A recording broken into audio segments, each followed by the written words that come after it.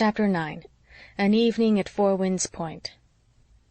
It was late September when Anne and Gilbert were able to pay Four Winds Light their promised visit. They had often planned to go, but something always occurred to prevent them.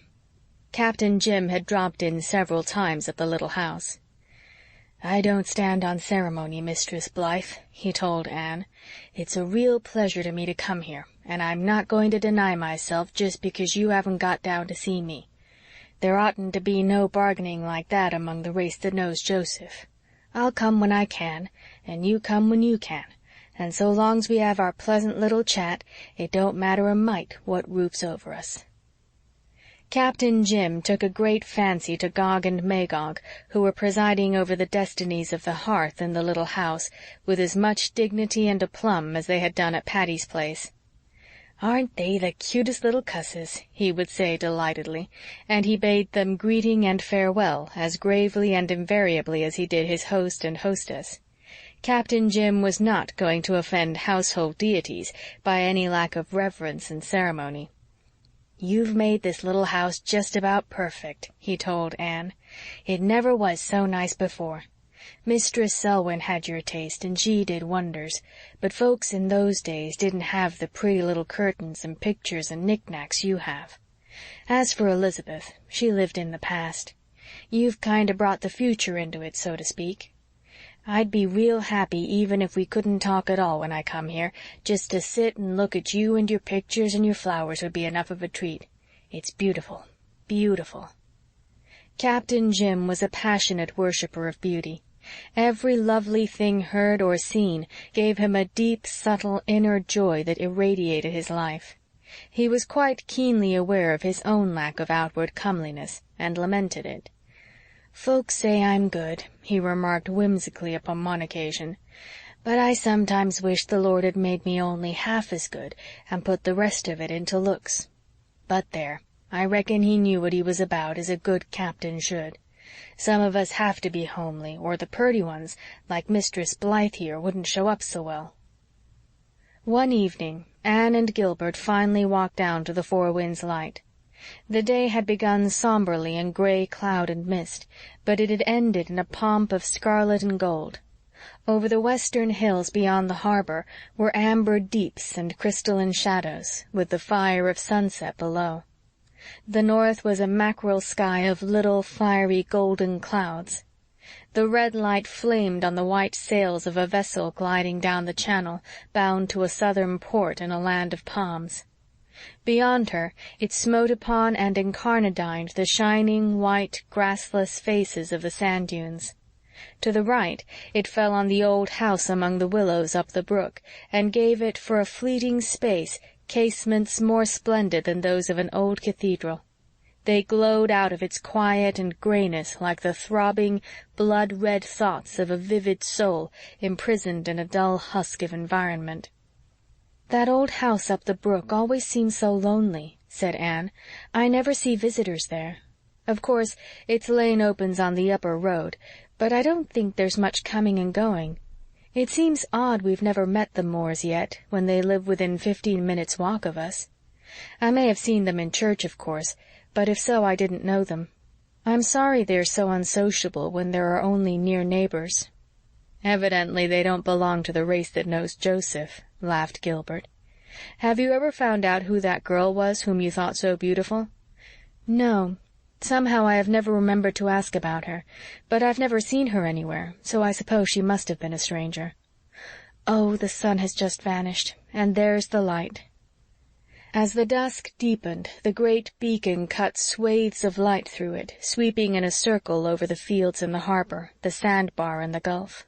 "I feel as if it might catch me and whisk me leagues out to sea," said Anne, as one drenched them with radiance, and she felt rather relieved when they got so near the point that they were inside the range of those dazzling recurrent flashes.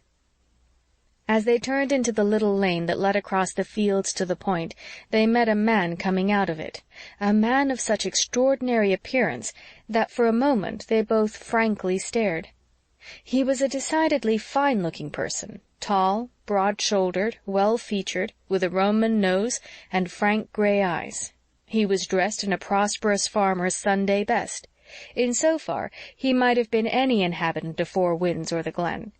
But flowing over his breast, nearly to his knees, was a river of crinkly brown beard, and adown his back, beneath his commonplace felt hat, was a corresponding cascade of thick, wavy brown hair. "Anne," murmured Gilbert when they were out of earshot, "you didn't put what Uncle Dave calls a little of the Scott act in that lemonade you gave me just before we left home, did you?" "No, I didn't," said Anne, stifling her laughter, lest the retreating enigma should hear her. "Who in the world can he be?" "I don't know. But if Captain Jim keeps apparitions like that down at this point, I'm going to carry cold iron in my pocket when I come here. He wasn't a sailor, or one might pardon his eccentricity of appearance. He must belong to the over-harbor clans. Uncle Dave says they have several freaks over there." "Uncle Dave is a little prejudiced, I think. You know all the over-harbor people who come to the Glen Church seem very nice. Oh, Gilbert, isn't this beautiful?" The Four Winds Light was built on a spur of red sandstone cliff jutting out into the Gulf. On one side, across the channel, stretched the silvery sand shore of the bar. On the other extended a long, curving beach of red cliffs, rising steeply from the pebbled coves. It was a shore that knew the magic and mystery of storm and star. There is a great solitude about such a shore. The woods are never solitary. They're full of whispering, beckoning, friendly life. But the sea is a mighty soul, forever moaning of some great, unshareable sorrow, which shuts it up into itself for all eternity. We can never pierce its infinite mystery. We may only wonder, awed and spellbound, on the outer fringe of it. The woods call to us with 100 voices, but the sea has one only, a mighty voice that drowns our souls in its majestic music. The woods are human, but the sea is of the company of the archangels. Anne and Gilbert found Captain Jim sitting on a bench outside the lighthouse, putting the finishing touches to a wonderful, full-rigged toy schooner. He rose and welcomed them to his abode with the gentle, unconscious courtesy that became him so well. "This has been a pretty nice day all through, Mistress Blythe, and now, right at the last, it's brought its best. Would you like to sit down here outside a bit while the light lasts? I've just finished this bit of a plaything for my little grandnephew Joe up at the Glen.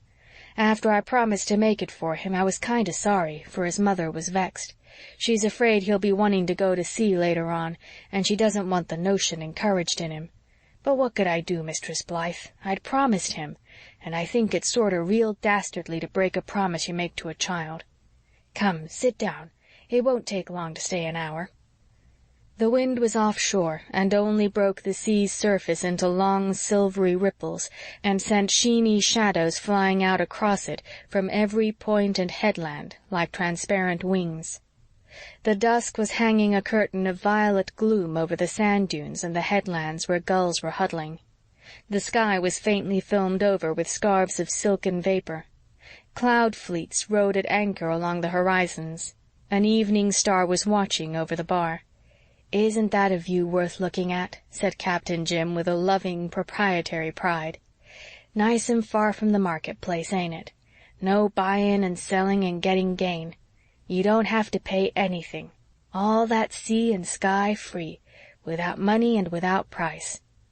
There's going to be a moonrise pretty soon, too. I'm never tired of finding out what a moonrise can be over them rocks and sea and harbor. There's a surprise in it every time." They had their moonrise, and watched its marvel and magic in a silence that asked nothing of the world or each other. Then they went up into the tower, and Captain Jim showed and explained the mechanism of the great light. Finally they found themselves in the dining-room, where a fire of driftwood was weaving flames of wavering, elusive, sea-born hues in the open fireplace. "I put this fireplace in myself," remarked Captain Jim. "The government don't give lighthouse-keepers such luxuries. Look at the colors that wood makes. If you'd like some driftwood for your fire, Mistress Blythe, I'll bring you up a load some day. Sit down. I'm going to make you a cup of tea." Captain Jim placed a chair for Anne, having first removed therefrom a huge orange-colored cat and a newspaper. "Get down, matey. The sofa is your place. I must put this paper away safe till I can find time to finish the story in it. It's called A Mad Love. 'Tisn't my favorite brand of fiction, but I'm reading it just to see how long she can spin it out. It's at the 62nd chapter now, and the wedding ain't any nearer than when it began, as far as I can see. When little Joe comes, I have to read him pirate yarns. Ain't it strange how innocent little creatures like children like the bloodthirstiest stories?" "Like my lad Davy at home," said Anne. "He wants tales that reek with gore."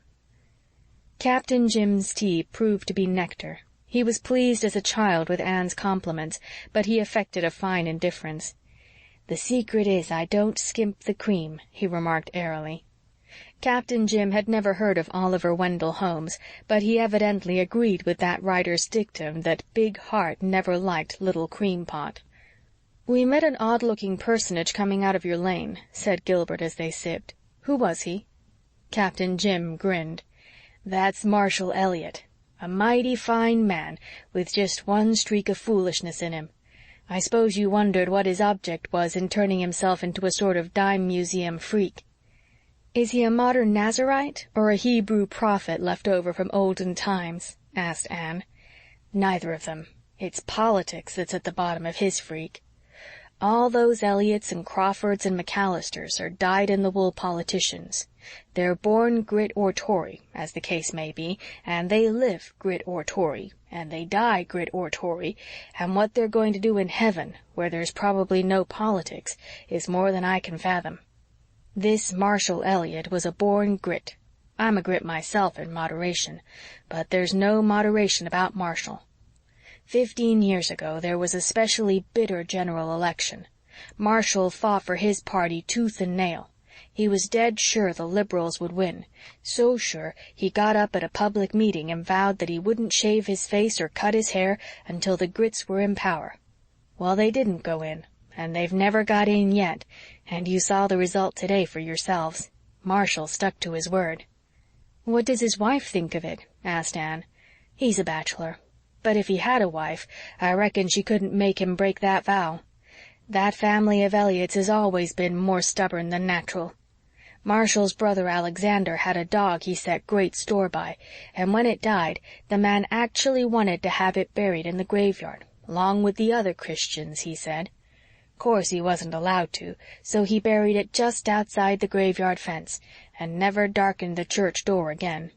But Sundays he'd drive his family to church and sit by that dog's grave and read his Bible all the time the service was going on.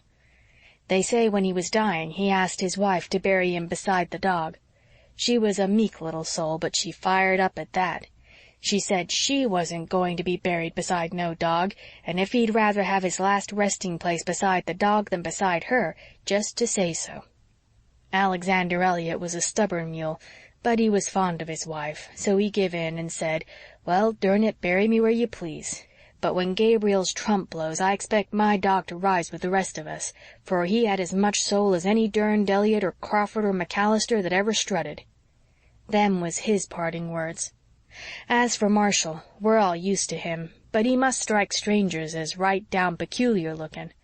I've known him ever since he was 10. He's about 50 now, and I like him. Him and me was out cod fishing today. That's about all I'm good for now, catching trout and cod occasional. But 'tweren't always so, not by no manner of means. I used to do other things, as you'd admit if you saw my life book."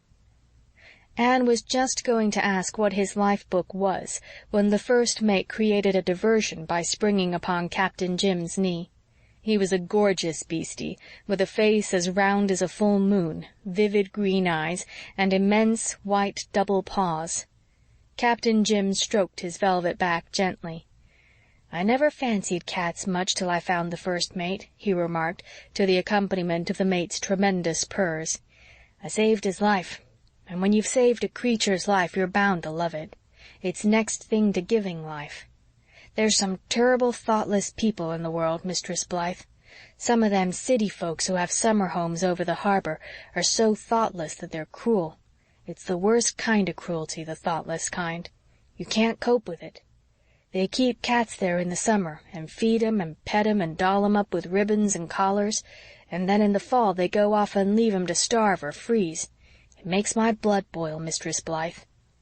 One day last winter I found a poor old mother-cat dead on the shore, lying against the skin-and-bone bodies of her 3 little kittens. She'd died trying to shelter 'em.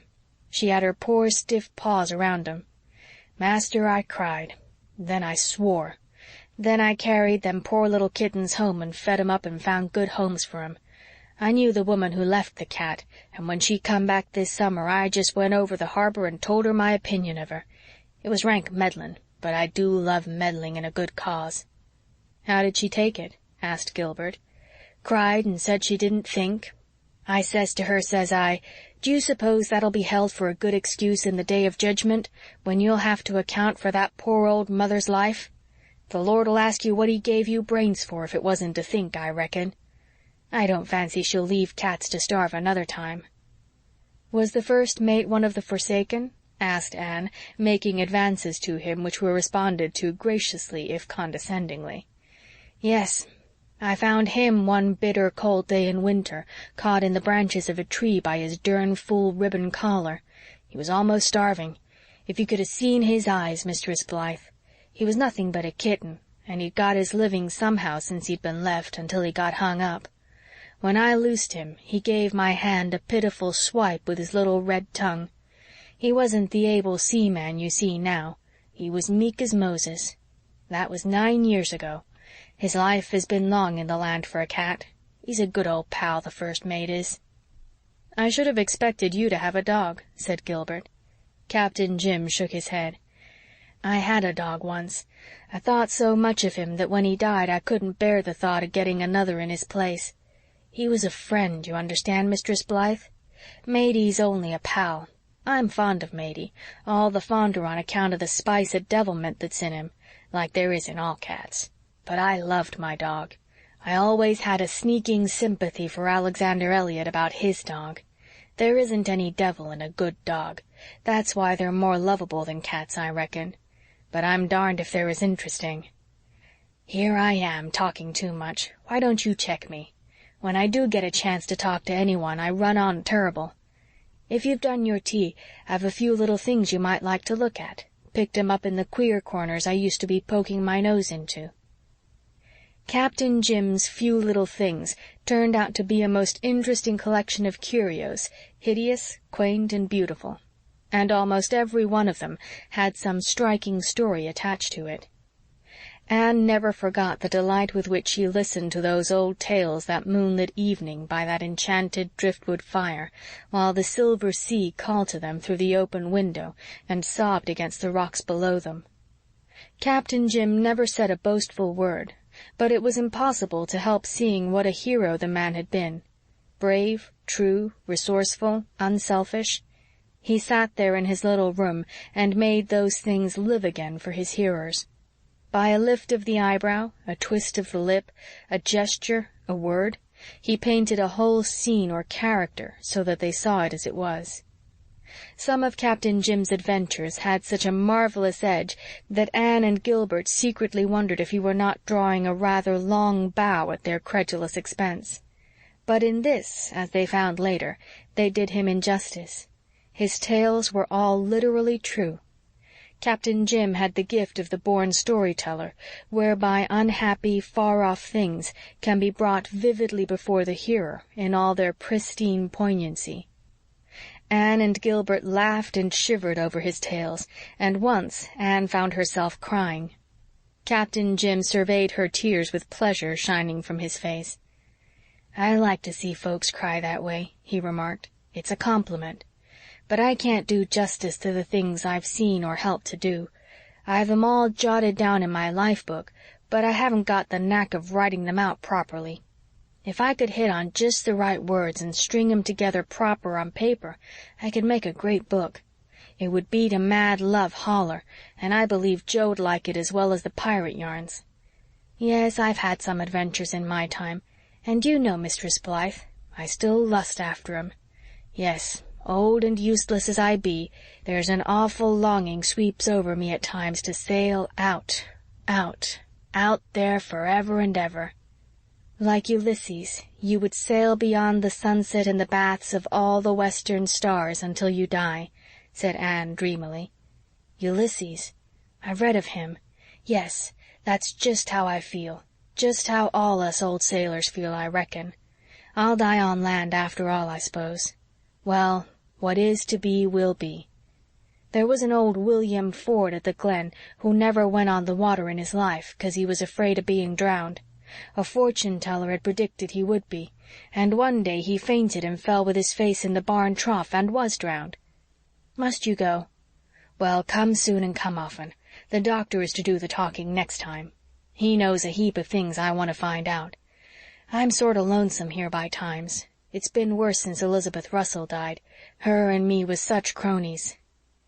Captain Jim spoke with the pathos of the aged, who see their old friends slipping from them one by one, friends whose places can never be quite filled by those of a younger generation, even of the race that knows Joseph.